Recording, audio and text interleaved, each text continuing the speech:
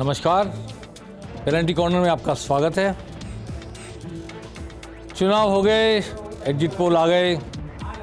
Exit poll से महा confusion पैदा हुआ और कुछ एग्जिट पोल कांग्रेस को सरकार बनाने के करीब बता रहे, कुछ बीजेपी को स्पष्ट सरकार बनाते हुए बता रहे।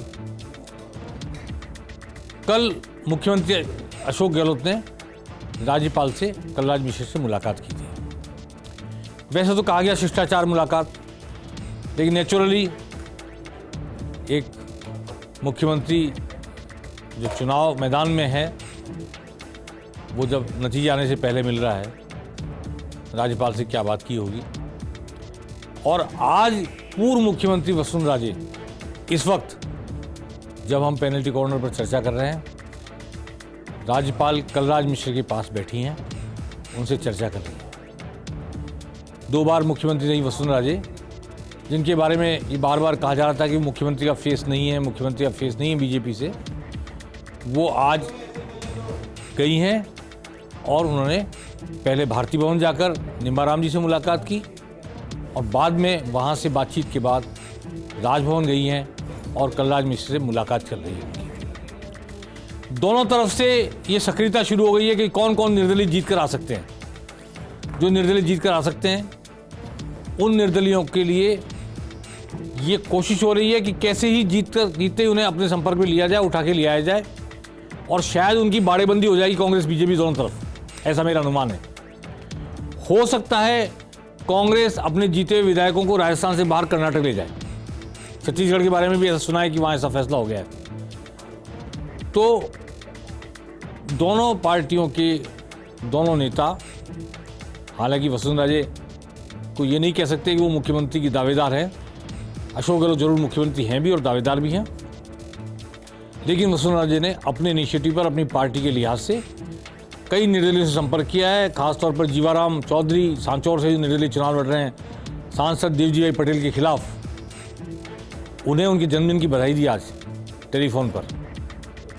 और कई विधायकों से, कई होने वाले विधायकों से, संभावित विधायकों से वसुंधरा राजे ने भी संपर्क किया और कांग्रेस की ओर से भी संपर्क किया गया है उन लोगों के द्वारा जो अशोक गहलोत की तरफ से अग्रिम दस्ते में माने जाते हैं।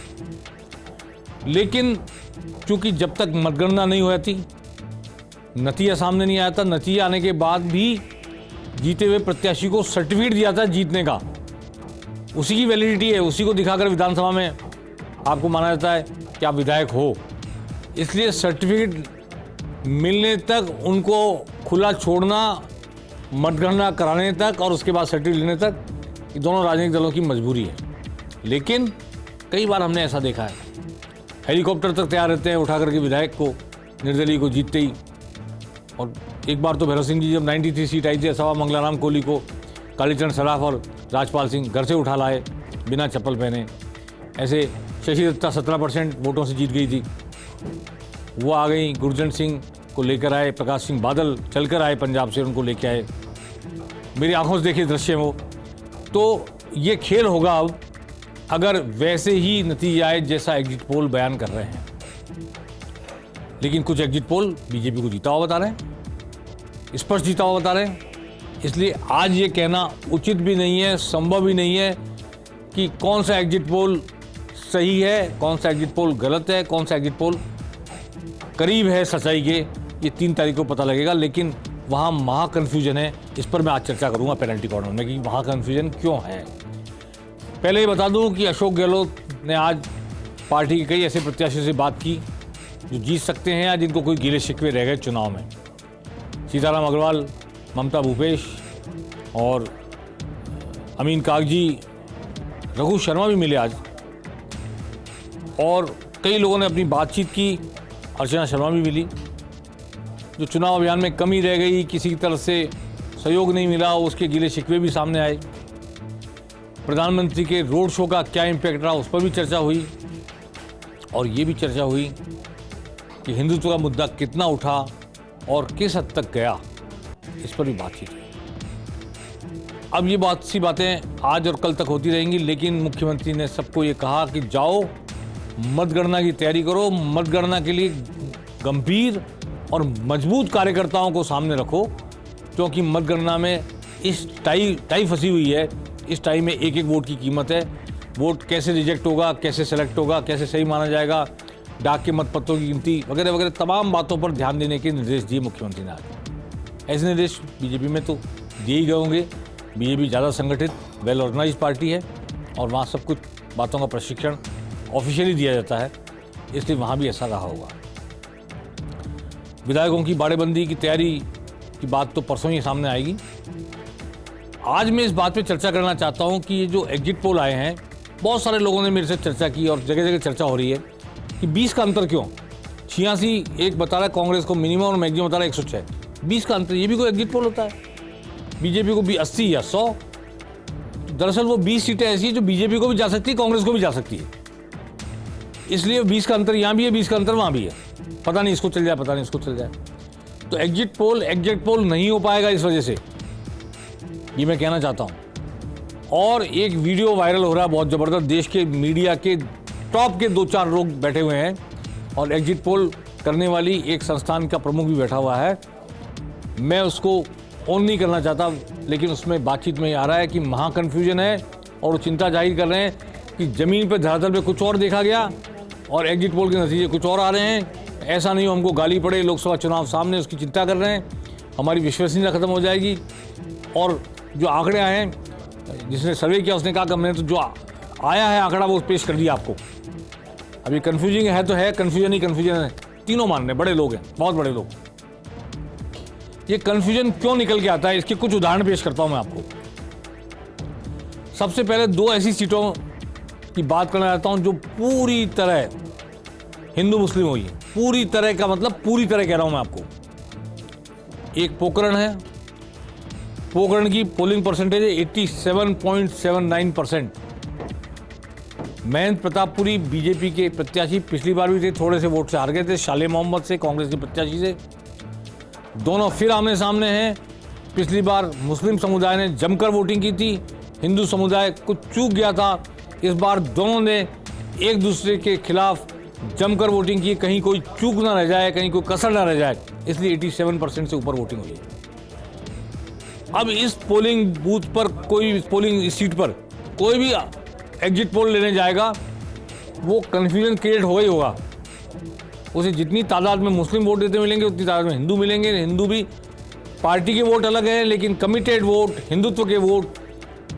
अब किस समुदाय के लोगों ने ज़्यादा वोट दिए और कमिटेड होकर वोट दिए अपने समुदाय के प्रति, ये नहीं खोजा जा सकता। दूसरी सीट है तिजारा। महेंद्र बालकनाथ हैं बीजेपी के प्रत्याशी, सांसद हैं, और सामने इमरान है। इमरान के भी बहुत सारे काम हैं जो लोगों में परिचित है। वहाँ पर कांग्रेस का ट्रेडिशनल वोट भी रहा है। वहाँ वोट पोलिंग हुई है 86.11%। आप अंदाज लगाइए किस लेवल पर जाकर पोलिंग हुई है। वहाँ भी अगेन वो हिंदू मुस्लिम हुआ है। अब आप ये नहीं कह सकते हिंदुओं ने ज़्यादा वोट दिया, मुसलमानों ने ज़्यादा वोट दिया। इसलिए ये जो कन्फ्यूजन क्रिएट हो रहा है, एग्जिट पोल का सर्वे करने वालों के मन में भी है, आंकड़ों में भी है और उसके प्रस्तुतिकरण में भी है। उसके कारण ये हैं। मैं नहीं कहता कि कोई दुर्भावना है, कोई कमजोरी है, कोई कमी है, बल्कि परिस्थिति ऐसी आ रही है जिसमें आदमी के लिए कन्फ्यूजन ही कन्फ्यूजन है। आदमी वो भी हैं जो वोट चुनाव लड़ रहे हैं, आदमी वो भी हैं जो वोट दे रहे हैं, आदमी हम भी हैं जो समीक्षा कर रहे हैं, आदमी वो भी हैं जो एग्जिट पोल निकाल रहे हैं। मैं आपको कन्फ्यूजन करती हुई कुछ सीटों का जिक्र करना चाहता हूँ। गंगानगर की सीट नंबर 1 पे सबसे पहले, वहाँ पे बीजेपी के जयदीप बियाणी पिछली बार निर्दलीय खड़े हुए थे, 37,000 वोट लेके आए थे। उनका बियाणी कॉलेज है बड़ा प्रसिद्ध, वो बीजेपी की टिकट पर है इस बार। और शुरू में माना जा रहा था कि वो तो बहुत अच्छी स्थिति में, हालांकि महेश पेड़ीवाल बीजेपी के पास एक अच्छा विकल्प उपलब्ध थे, अच्छे समाज सेवी, लेकिन साधन संपन्न होने के कारण शायद बीजेपी यदि बियाणी की तरफ गई होगी। पिछली बार 37,000 वोट लाए इंडिपेंडेंट, इसलिए भी गई होगी। तो सामने कांग्रेस ने अंकुर मिगलानी को टिकट दे दिया, कांग्रेस के अध्यक्ष, अरोड़ा समाज के अध्यक्ष रहे हुए, और राधेश्याम गंगानगर कई बार एमएलए रहे, वो अरोड़ा है। उनकी बेटी ने खुलकर साथ दिया अंकुर मिगलानी का। तो अरोड़ा वहाँ पर 70-80 हज़ार वोट है। अब कन्फ्यूजन हो गया जयदीप बियानी 30,000 वोट पहले लेके आए इंडिपेंडेंट, बीजेपी का ट्रेडिशनल वोटर भी वहाँ है उनके साथ, और अंकुर मिगलानी आ गए कांग्रेस से। परंतु उसी वक्त नगर परिषद अध्यक्ष रही करुणा चांडक जी के और जयदीप बियानी के 36 का आंकड़ा हो रखा है इस वक्त, तो करुणा चांडक मैदान में आ गई और उन्होंने त्रिकोण बना दिया। और फिर डॉक्टर हरी रहेजा आम आदमी पार्टी से आ गए। वो चतुष्कोण बना पा रहे नहीं बना पा रहे अभी हम कहने की स्थिति में नहीं, लेकिन आम आदमी पार्टी को वहाँ राहत हो सकती है काफ़ी, क्योंकि पंजाब से लगा हुआ इलाका है, गंगानगर सीमा लगती हुई है, पंजाब की हवा बहते हुए इधर भी आ सकती है, तो वो चतुष्कोणी भी हो सकता है। तो उस सीट को कैसे कहेंगे कि बीजेपी को जाएगी कांग्रेस जाएगी, उन 20 सीटों में है। ऐसे ही मैं दाता रामगढ़ में आना चाहता हूँ।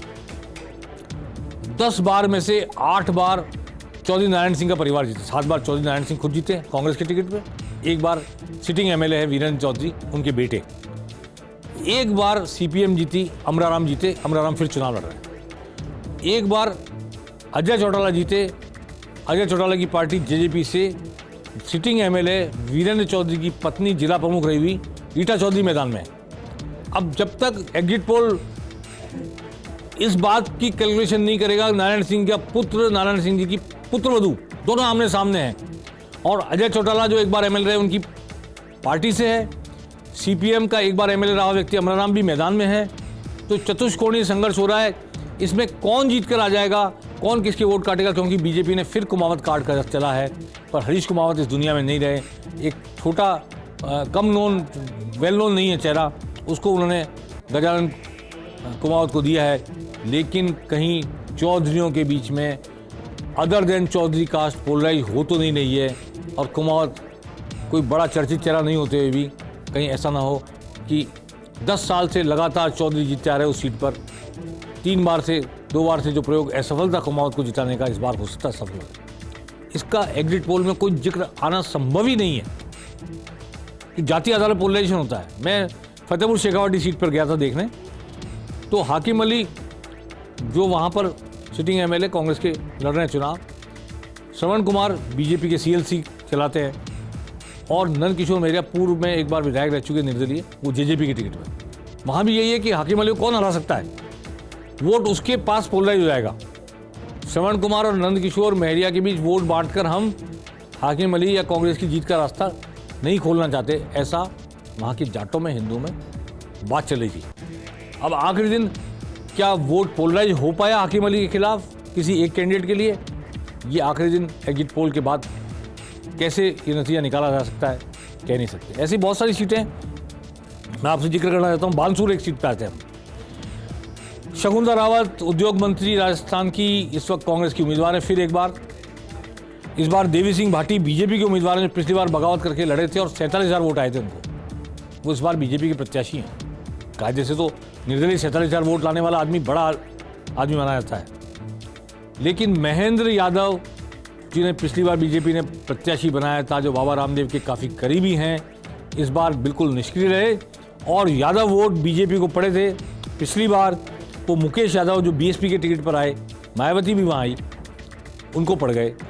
तो फिर और आज़ाद समाज पार्टी से रोहिताश शर्मा, पूर्व मंत्री, यातायात मंत्री, भाजपा से निष्कासित वसुंधरा के बेहद करीबी और किसी वक्त भैरव सिंह शेखावत की सरकार को बनाने वाले में से एक, इस वक्त आज़ाद समाज पार्टी से हैं, जो चंद्रशेखर आज़ाद की पार्टी है, काशीराम, और जय भीम के नारे के साथ वो प्रचार करने आए थे।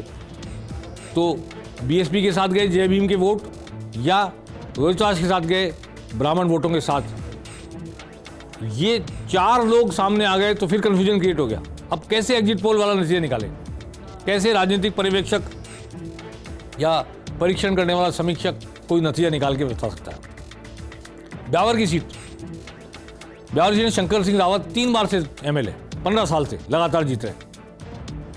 इस बार कांग्रेस ने फिर पारस पंच को टिकट दिया, जो पिछली बार लड़े थे, पारसमल जैन जिनको कहते हैं, पारस पंच नाम है। लेकिन महेंद्र रावत पिछले चुनाव में मेरे ख्याल 30-40,000 वोट लेके आए थे। शंकर सिंह रावत के विरोधी फिर खड़े हुए हैं। मनोज चौहान जो सोन सिंह रावत पहले एमएलए रहे हुए हैं मसूदा से, उनके बेटे हैं, वो भी हालांकि बागी कांग्रेस के पर नुकसान पहुंचाने बीजेपी को। और एक अन्य निर्दलीय प्रत्याशी इंदर सिंह बागावास हैं, वो हैं तो बीजेपी के बागी, लेकिन रावत विरोधी वोटों को डिवाइड कर रहे हैं, शहर के वोटों को डिवाइड कर रहे हैं, कांग्रेस को नुकसान पहुंचा रहे हैं। बीजेपी के बागी कांग्रेस को नुकसान पहुंचा रहे हैं, कांग्रेस के बागी मनोज चौहान बीजेपी को नुकसान पहुंचा रहे हैं।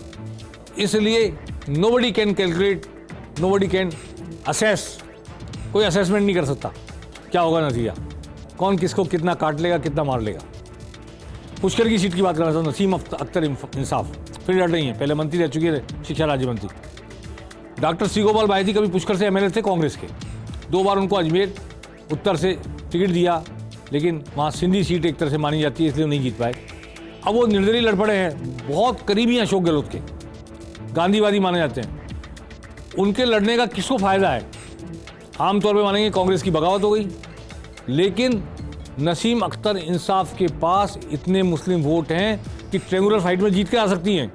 तो क्या डॉक्टर श्री गोपाल बायती खुद जीतेंगे या नसीम अख्तर इंसाफ की जीत का रास्ता क्रिएट बनाएंगे? अशोक रावत वहाँ और लड़ रहे, जो बीजेपी के बागी हैं, सुरेश रावत जो 3 बार से एमएलए है, उनको काट रहे हैं। ऐसी स्थिति में रास्ता किसके लिए बन रहा है?